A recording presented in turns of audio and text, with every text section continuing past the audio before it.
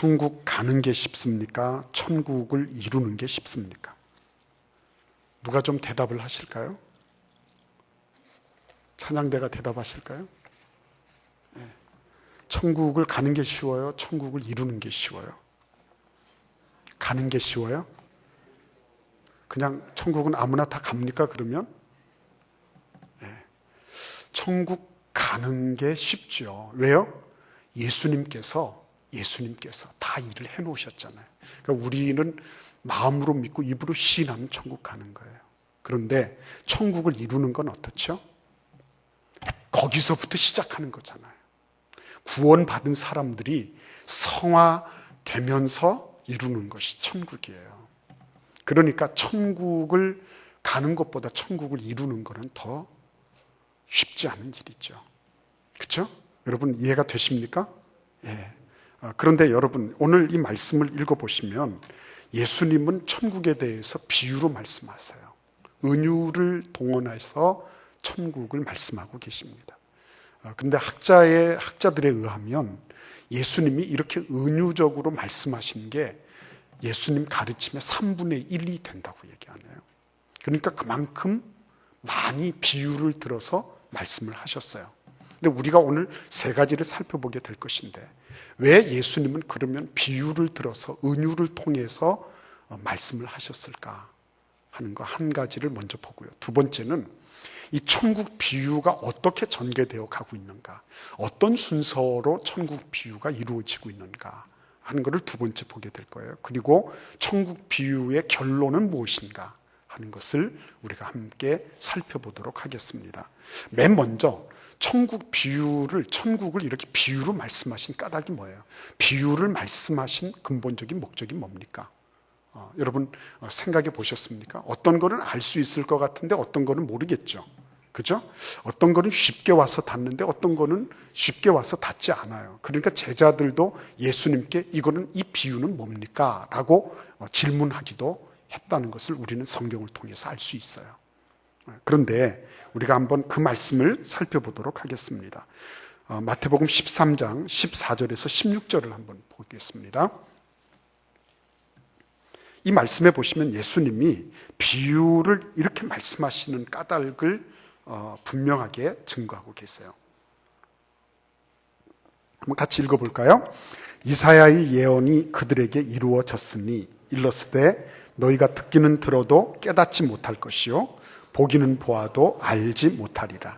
이 백성들의 마음이 완악하여져서 그 귀는 듣기에 둔하고 눈은 감았으니 이는 눈으로 보고 귀로 듣고 마음으로 깨달아 돌이켜 내게 고침을 받을까 두려워함이라 하였느니라.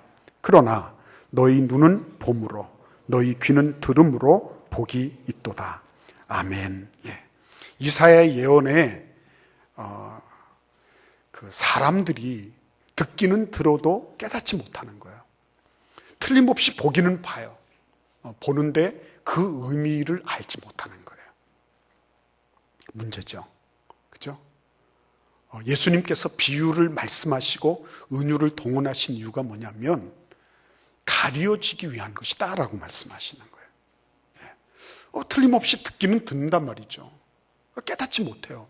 똑같은 상황, 똑같은 환경 속에서 말씀을 하시지만 어떤 사람들은 듣지 못하는 거예요. 그런데 16절 말씀에 보면 너희 눈은 봄으로 너희 귀는 들음으로 복이 있도다. 그렇게 말씀하시는 거예요. 어떤 사람은 그거를 듣고 깨달을 줄 알아요. 아, 그런 거구나. 그러니까 예수님이 이 은유를 말씀하시는 까닭은 이중적인 목적을 달성하기 위한 것이라는 거죠. 그 첫 번째 목적은 뭐예요? 가리워지기 위한 거. 그 다음 목적은 뭐예요? 드러내기 위한 거예요. 이게 다 같은 것인데 어떤 사람에게는 드러나기 위해서, 어떤 사람에게는 감추어지기 위해서 이렇게 이 말씀을 하시는 거죠. 천국은 절대로 값싼 도매금으로 넘어가지 않는 것입니다. 천국은 모든 사람에게 열려져 있지만 모든 사람이 다 향유할 수 있는 것은 아니에요. 모든 사람이 다 듣지만 모든 사람이 다 그걸 이해할 수 있는 것은 아닙니다. 그러니까 예수님은 모든 것을 다 개방해 놓으셨지만 그 가운데 구별해 놓으시는 거죠. 그 역할을 하는 것이 이 비유고 은유라고 하는 것입니다. 그러니까 예수님이 지금 천국을 말씀하실 때 주로 무엇을 가지고 말씀하시죠? 일상적인 걸 가지고 말씀하시는 거예요. 일상적인 거. 예. 천국은 멀리 있지 않다는 거죠. 천국은 나중에 죽어서 가는 곳이다. 맞아요. 그러나 그러기 때문에 멀리 있고 지금 나는 지옥과 같은 삶을 겨우겨우 견뎌내고 있다. 아니라는 거예요. 천국은 일상에서 얼마든지 발견될 수 있는 것이다. 믿습니까, 여러분? 예. 예수님께서 천국을 찾기 위하여서 너희들이 면벽을 하고 장자부라 그러면서 너희들이 10년, 20년을 돌을 닦아야 된다. 이렇게 말씀하지 않으세요. 우리의 일상 속에 그 밭가는 사람의 일상 속에 그러니까 예수님은 농부를 보셔도 거기에 저 사람이 지금 천국의 행위를 하고 있구나. 그렇죠? 비즈니스맨을 보더라도 그 사람이 바쁘고 분주하지만 좋은 진주 하나를 발견했을 때 모든 걸 올스톱하고 그리고는 쫓아가서 자기 있는 집문서 뭐 전부 다 팔아가지고 진주 하나를 매입을 하더라. 그렇죠? 어부들의 모습을 보더라도 심지어는 주방에서 지금 밀가루 반죽하고 있는 그 사람의 그 여인의 손끝에서도 예수님은 천국을 발견하시는 거예요. 그렇죠? 그러니까 저 멀리 어느 곳에서 천국을 발견하려고 시도하는 것, 그것을 예수님은 아니라고 말씀하시는 거예요. 신비한 어떤 그 놀라운 뭐가 있어가지고 벼락같이 나에게 천국이 이루어졌다? 아니라고 하는 것입니다. 그리고 나아가서 환경이 천국을 만들어주는 거예요? 아니죠. 내가 천국 같은 곳에 있었으면 좋겠다. 그것도요, 하루 이틀이지 그렇지 않아요. 에덴 동산 같은데 하나님이 만들어 주셨잖아요. 그런데 그거를 감당해 낼 수 있는 천국과 같은 마음이 없으면 그거 아무리 환경 좋은 거 해줘도 안 되는 거예요. 그런데 사람들은 참 현명하지 못한 것이 환경이 만들어지면 천국이 이루어질 거라고 생각하는 거죠. 우리 애들한테 좋은 학습 환경을 만들어주면 애들이 잘할 거다. 그럴 수도 있지만 안 그럴 수도 있거든요. 내가 좀 더 좋은 환경을 만들면 그러면 천국이 이루어지겠지. 그럴 수도 있지만 거의 그럴 가능성은 없죠. 그러니까 제가 마이클 잭슨을 자꾸만 생각하는 이유가 이 사람 괜찮은 사람이었거든요. 근데 자기가 만들어 놓은 그 이상적인 그곳을 네버랜드라 그랬거든요. 결코 일어날 수 없는 곳, 결코 있을 수 없는 곳, 그것이 네버랜드예요. 그런데 예수님은 보시는 것마다 천국이었거든요. 그래, 여기에서도 천국, 저기에서도 천국, 여인에게서도 천국, 이 사람 밭가는 사람에게서도 천국, 다 그랬어요. 왜 그렇죠? 이유가 어디에 있습니까? 예수님이 그렇게 천국을 발견하셨던 이유가 뭐예요? 예수님이 공생애를 시작하실 때 뭐라고 말씀하셨죠? 회개하라, 천국이 가까이 왔느니라. 여기서도 저기서도 천국을 말하지 마라. 너희들 중에 천국이 있다. 이렇게 말씀하시는 거예요. 누구예요? 예수님이 바로 천국이셨어요. 믿습니까, 여러분?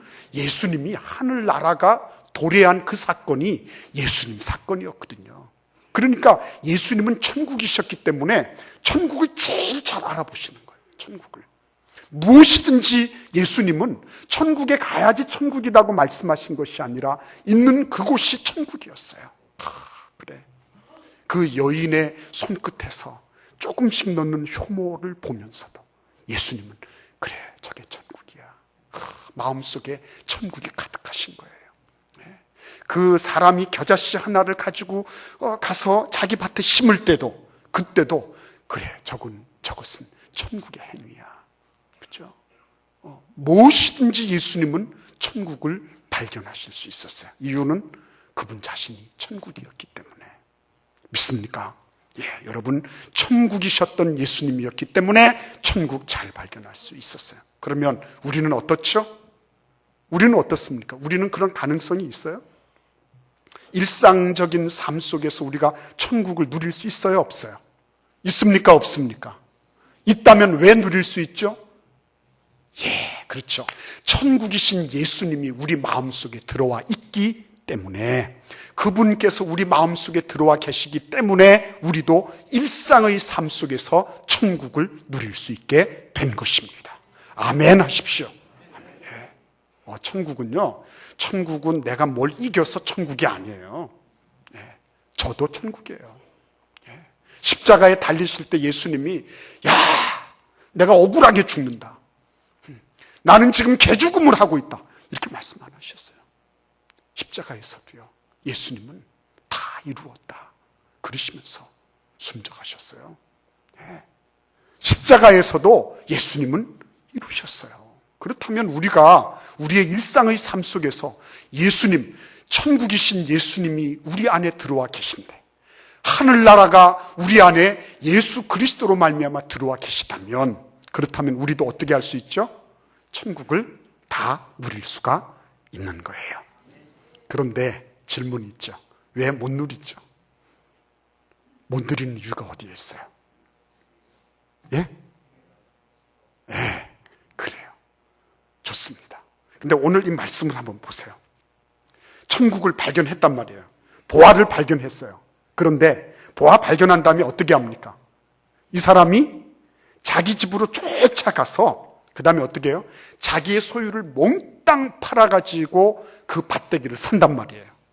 그거를 볼 때 이 농부는 어떤 사람이죠? 소작농이죠. 그렇죠? 남의 밭을 부쳐 먹고 사는 사람이란 말이에요. 소작농이 넉넉합니까? 예? 넉넉해요? 그렇지 않잖아요. 어쩌면 팍팍한 그런 삶을 살아가고 있는 사람인지 모르겠어요. 그런데 그 사람이 만약에 그 보화를 발견한 다음에 이거 웬 횡재냐 이래가지고 딱 가지고 가서 그냥 내 거다 해서 그 자기가 막 팔아가지고 뭐 집을 사고 뭐를 하고 이랬다. 그러면 어떻게 될까요? 그게 바로 뭐예요? 절도 행위가 되겠죠. 그죠? 절도 행위가 되는 거예요. 오늘 말씀 보세요. 이 값진 진주를 발견한 이 비즈니스맨도 마찬가지, 이 보석상도 마찬가지예요.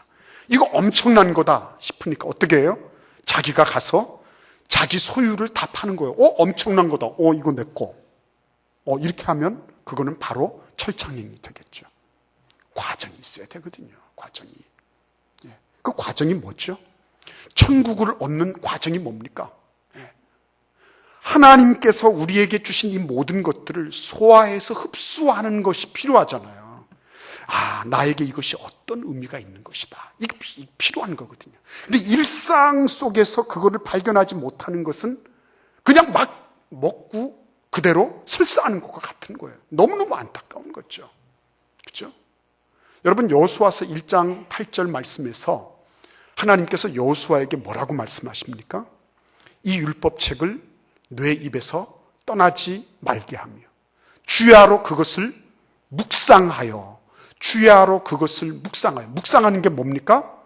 소화하고 흡수하는 거예요. 그죠? 소화하고 흡수하는 거. 주야로 그것을 묵상하여 그 가운데 기록된 대로 다 지켜 행하라. 그리하면 뇌 길이 평탄하게 될 것이요 뇌가 형통하게 될 것이다. 천국이다. 이렇게 말씀하시는 거예요. 소화하고 흡수하는 과정이 꼭 필요한 거예요. 내가 왜 지금 이 상황에 있게 되었나? 나에게 당면한 것이 하나님께서 오늘 주시는 말씀 속에 어떻게 기록되어 있나? 소화 흡수하는 과정이 필요한 거죠. 이 사람은 그 과정을 잘 고친 거예요. 바다에서 정치만 그물에 이런저런 고기가 다 물 들어왔습니다. 사람들이 가서 영차 어부들이요 얼마나 고생하면서 그 물고기를 무트로 끌어왔는지 몰라요. 근데 얼마나 힘든지 아십니까? 이번에 우리 임직자들 18분 다 이렇게 포함해서요 갔다 왔어요. 근데 출발할 때부터요 이게 파도가, 이 노을이 이렇게 치는데요 이게 무섭더라고요. 이렇게 하는 게 이게 뭔지 압니까? 배멀미 리듬이에요. 이게 우악 이렇게 되는 거예요. 쑥 내려갔다가 쑥 올라오는 거예요. 근데 우리 제 옆에 앉았던 김모 집사님이라고 있어요. 상뭐일인가 그래요. 그 집사님은 딱 앉자마자 시작하시더라고. 벌써 이게 우욱 이러니까 옥 해가지고서 쫙 한번 시작하시는데, 그리고 고생하면서 갔어요. 네. 전모 장로님이라고 계시죠. 전모 장로님. 딱 배를 보는 순간부터 식은땀이 쫙 흐르면서요. 야, 정말 뭐 죽는 것 같은 거죠. 네. 그래 막 목사님 막 미워요. 막 그러시더라고. 자기가 얼마나 고생했는데 방송에 위험물 반환해 가시기를 바랍니다. 뭐 과도 같은 거 가져가면 그거 싸가지고 있다가 나중에 주거든요. 그래 전양하 권사님하고 김칠순 권사님이 방송을 탔어요. 그래가지고 방송 탔다고 축하해 준다고 그랬더니 남은 죽게 됐는데 지금 이렇게 됐다고 막 그러시는 거예요. 근데 진짜 제가 올 때도 그런 걸 느꼈습니다. 그 배멀미는 면역이 안 되는 거거든요. 예. 근데 그 배멀미 하면서 고기 잡은 거 있죠. 함부로 먹어서는 안 되겠더라고요. 얼마나 고생하면서 잡은 건데. 그래서 저도 올 때 막 여기까지 올라와요. 올라오는데 이거 뭐 어떻게 해야 되나. 그런데요. 꼭 이렇게 참으면서 이렇게 오는데 온몸에 식은땀이 쫙 흐르면서요. 힘이 하나도 없는 거예요. 힘이 하나도 없어. 이게 느글느글해가지고요. 이게 오르락말락 이러는데. 근데 하나님께서 그런 과정이 있었기 때문에 이번에 우리 임직자 여러분들이 가셨어요. 70년 만에 쓰시마 섬의 한인교회가 새롭게 재건되는 그런 엄청난 일들을 감당할 수 있게 되는 거예요. 과정이 없는데 어떻게 해요? 배멀미를 하고 토해내고 그 가서 막 드러눕고 말이죠. 이러는 일들을 하면서 그런 과정을 거쳤기 때문에 그런 일들이 가능해진 거예요. 1934년도에 쓰시마 섬에서 이즈하라 조선 기독교회 기념 촬영한 게 있더라고요. 1주년 기념으로 기념 촬영한 것을 박영철 선교사님이 어떻게 해서 구입을 하신 거예요. 네. 저는 그 사진을 보면서 얼마나 감격했는지 모릅니다. 지금도 일본 사람들은 한국 사람들이 이렇게 내려다보잖아요. 근데 그때는 얼마나 멸시와 천대를 받았습니까? 그런데요, 우리 한국 땅에 복음이 들어온 지 몇 년이 됐다고 그 조선 사람들이 그곳에 가서 뭐를 지었다고요? 뭐를 세웠어요? 교회를 세운 거예요. 얼마나 자랑스럽고 감사한지. 멸시 천대받고 그렇게 얼마나 고생했는데도 불구하고 하나님 앞에 나와서 예배 드리던 그 우리 믿음의 선조들이 있었기 때문에 오늘날 우리가 있는 거구나, 내가 있는 거구나, 눈물이 앞을 가리는 거예요. 그런데 45년도에 해방되고 나서 그 교회가 이제 다 한국으로 다 돌아왔으니까 이제 없어진 거예요.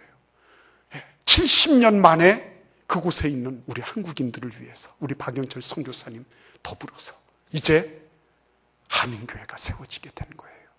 근데 여러분, 한인교회 세워라 그것만 됩니까? 아니잖아요. 배멀미하며 아파하며 다시는 배를 꼴보기도 싫을 정도로 힘든 그런 상황, 그 과정을 거치면서 그렇게 했기 때문에 가능해진 거예요. 우리가 하나님의 말씀 묵상하는 거, 그렇죠? 그 과정이 없는데 어떻게 하나님의 말씀이 주어집니까? 여러분, 그 천국이 어떻게 이해가 돼요? 내 상황 속에서 어떻게 천국을 발견합니까? 여러분, 예수님의 은혜로 구원은 받았지만 그러나 천국을 누리는 것은 그거는 성화의 과정인데 소화하고 흡수하는 과정, 그 과정이 없는데 어떻게 그게 가능해지겠어요? 그래서 여호수아에게 하나님께서 말씀하신 거예요. 너 다른 거 하지 마. 이 율법책을 내 입에서 떠나지 말게 하며 주야로 그것을 묵상하여 그 가운데 기록된 대로 다 지켜 행하라. 그리하면 내 길이 평탄하게 될 것이며 내가 형통하리라. 그렇죠? 과정에 놀라운 은혜와 축복이 있었다는 거예요. 그런데 전개하는 과정에 특별히 중요한 한 부분이 있죠. 이게 뭡니까? 사실은 이것 때문에 사람들 잘 못하는 거예요. 우리 44절 말씀 같이 읽어보겠습니다. 천국은 마치 밭에 감추인 보화와 같으니 사람이 이를 발견한 후 숨겨두고 기뻐하며 돌아가서 자기의 소유를 다 팔아 그 밭을 사느니라. 아멘. 뭐가 하나 와서 딱 걸리죠? 뭐예요? 다 팔아. 이 걸리는 거예요. 그 다음에 46절도 한번 보겠습니다. 같이 읽어보겠습니다. 극히 값진 진주 하나를 발견함에 가서 자기의 소유를 다 팔아 그 진주를 사느니라. 아멘. 이거 어떻게 해서 읽은 건데 다 팔아. 근데 여러분, 이러한 자기의 것을 다 팔아서 살 만한 가치를 발견했다는 게 이게 어때요? 대단한 거잖아요, 여러분. 그렇잖아요. 다 팔아. 다 팔아. 사람들은 생각하죠. 이거 어떻게 읽은 건데. 그런데 그거 다 파는 사람은 어떤 마음으로 사죠? 내가 읽은 것보다 이거는 몇십 배, 몇백 배, 몇천 배, 몇만 배 더 나은 거다. 확신이 있는 거예요. 믿습니까, 여러분? 그래서 갖다가 파는 거예요. 이 사람이 바보가 아닙니다, 여러분. 바보는 이렇게 못하죠. 현명한 사람이죠. 그래. 내가 이거 갖다가 팔면 이거보다 몇십 배, 몇백 배, 몇천 배 더 얻을 수 있어. 이게 되니까 갖다가 파는 거예요, 여러분. 하나님, 내가 자기의 소유를 다 팔아서 그 밭을 사고 그 진주를 사는 그 사람처럼 내가 대가집을 잘 할 수 있게 해주세요. 그렇죠? 일상의 삶 속에서 과정을 잘 거쳐나가는 사람, 그것을 위해서 대가 지불하는 것을 겁내지 않는 사람, 이런 사람들이 결국은 천국을 얻는 거예요. 그래서 세례요한 이래로 천국은 침노를 당하나니, 침노하는 자마다 어떻게 한다고요? 빼앗느니라. 믿습니까, 여러분? 천국은 침노를 당하고 있는 것입니다. 자, 그런데 예수님이 이렇게 비유로 말씀하신 이유가 어디에 있어요? 오늘 이 말씀이죠. 우리 같이 한번 49절, 50절 말씀을 읽어보겠습니다. 세상 끝에도 이러하리라. 천사들이 와서 의인 중에서 악인을 갈라내어 풀무불에 던져 넣으리니 거기서 울며 이를 갈리라. 아멘. 여러분, 세상 끝에도 이러하리라 하는 말씀은 무슨 말씀이에요? 심판대가 있다는 거죠. 근데 심판대도 이와 같을 것이다. 어부들이 좋은 거 나쁜 거를 가려서 상품성 있는 거는 팔고 나쁜 거는 새들한테 주거나 갈매기한테 주거나, 그죠? 사료로 쓰거나 이렇게 하는 것처럼. 그죠? 세상 끝에도 이렇게 될 것이라는 거예요. 지금 좋은 것과 나쁜 것을 구분하는 것을 뭐라 그러죠? 그것을 거룩이라고 그러는 거예요. 거룩. 이 말씀이 세상 끝에만 그렇게 된다는 것입니까? 아니에요. 이 사건이 언제 일어난다는 거예요? 매일 일어난다는 거예요. 매일매일의 삶 속에서 심판의 역사가 일어나는 거예요. 어떻게 일어나는 겁니까? 좋은 것과 나쁜 것을 구분해낼 줄 아는 것. 우리가 힘들어요. 어려워요. 그렇죠? 그렇지만 오늘 하나님께서 우리를 어떻게 해주세요? 그래, 우리의 일상에서부터 천국을 발견해야지. 그래서 그 과정을 말씀을 통하여 하나하나 묵상하고 소화 흡수하기 시작하면 그걸 위하여 과감하게 내 시간도 드리고 나의 모든 노력도 드리기 시작하면, 그러면 무엇이 이루어진다고요? 천국의 역사가 이루어지기 시작하는 것입니다. 그래서 천국과 관련 없는 것들은 과감하게 제해버리고, 그게 거룩한 거예요. 하나님께서 기뻐하지 아니하는 불신의 생각들 과감하게 던져버리고, 미움의 생각들 과감하게 퇴치해버리고, 하나님의 말씀으로 새로워지는 은혜와 축복이 넘치는 우리 대전 제일교회가 될 수 있기를 기원합니다. 우리 같이 기도하겠습니다.